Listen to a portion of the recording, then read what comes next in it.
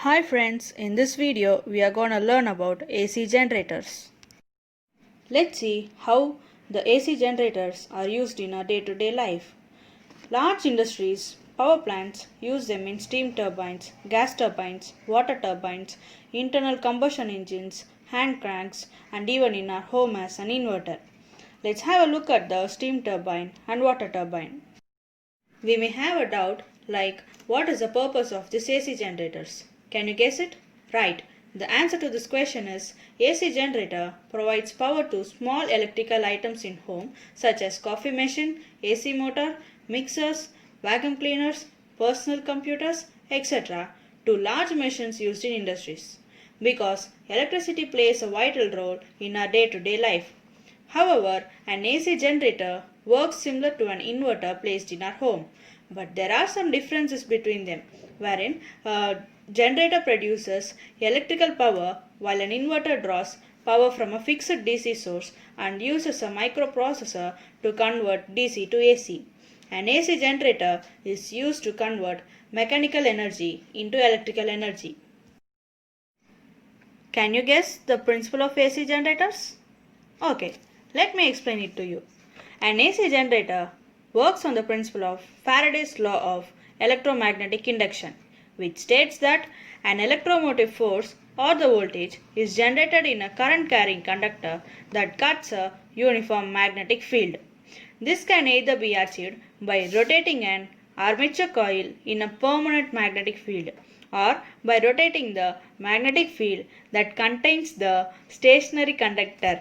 The most preferred arrangement is to keep the armature coil stationary and rotate the magnetic field. Here is an example of the arrangement where the coil is kept stationary and the magnetic field is rotated by moving the magnets. Now let's see what is an electromotive force. When an electromotive force causes an electric current to flow in a wire, the moving electric charges create a magnetic field around the wire. Correspondingly, a moving magnetic field is capable of creating an EMF in an electrical circuit. The simplest explanation is that an electromotive force is an electrical action produced by a non-electrical source. Do you know how an AC generator is constructed? Well, the basic components of the AC generator are permanent magnets, armature coil, slip rings, and the carbon brushes. Let's see one by one in detail. Armature. It is the part of the AC generator where the voltage is produced. It consists of coils of wires that carry the full load current of the generator. The second one, carbon brushes, used to transmit the electrical current from stationary to rotating part of the generator. This ensures spark-free commutation. Third one, the slip rings, used to transfer the power to and from the rotor of an AC generator. It is designed to conduct the flow of current from stationary device to a rotating one. Last one, the permanent magnet. It has replaced the rotor windings in DC motor where they require a separate DC supply for excitation. Observe the demonstration carefully so that you can understand the working clearly.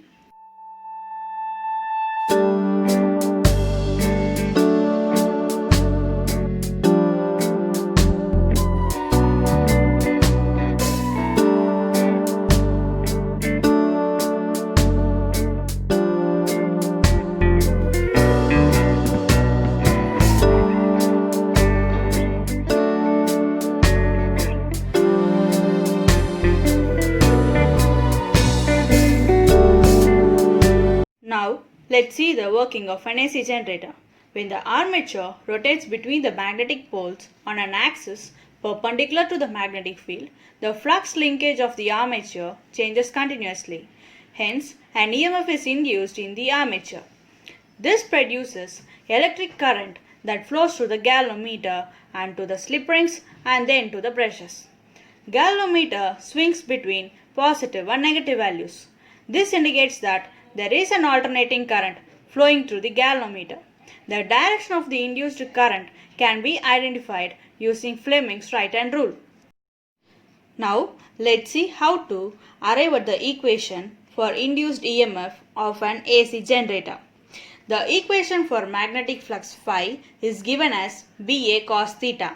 At time t equal to 0, theta will be 0, where theta is the angle between magnetic field B and the area vector A. Therefore, phi becomes Ba since the cos 0 is equal to 1.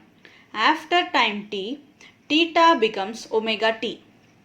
Theta changes so that magnetic flux changes. Phi of t is equal to Ba cos theta, where the value of theta omega t is substituted in this equation so that the equation becomes Ba cos omega t. Hence, flux changes due to the induced EMF produced due to the Faraday's law. The equation for induced EMF E is given as minus n d phi by dt, where n is the number of turns in the coil. The value of phi is substituted in the equation of induced EMF, where the induced EMF equation E is equal to minus n d Ba cos omega t divided by dt. On differentiating the equation, the constants Ba come outside and the differentiation of cos omega t becomes omega sin omega t. Further, the equation becomes E is equal to minus nba omega sin omega t. The minimum value of E can be written as minus nba omega sin omega t, and the maximum value of E can be written as plus nba omega sin omega t. E can also be written as E naught sin omega t, where E naught is nba omega. Omega takes the value of 2 pi v. Therefore, the finalized equation of induced EMF of an AC generator is given as E is equal to E naught sin 2 pi Vt. The induced current will change periodically from the signs positive and negative. Hence, it is called as an alternating current. Now, let's see how to arrive at the output graph for the induced EMF of an AC generator. In the equation of induced EMF, the values of omega and time t will be varying. Hence, at 0 degrees of rotation, the value of t time will be 0, and hence the value of EMF will be 0. Similarly, at 90 degrees of rotation, time t will be t by 4 and E will be maximum positive value. And at 180 degrees of rotation, time t will be t by 2 and EMF E will be 0. Similarly, at 270 degrees of rotation, time t will be 3t by 4, and hence we have the EMF value at maximum negative value. And again at 360 degrees of rotation, the cycle continues. Now let's see different types of generators. In commercial generators, the mechanical energy required for rotation of the armature is provided by water falling from a height. This can be seen in dams. These are called as hydroelectric generators. Alternatively, water is heated to produce a steam using coal or other sources. The steam at high pressure produces the rotation of the armature.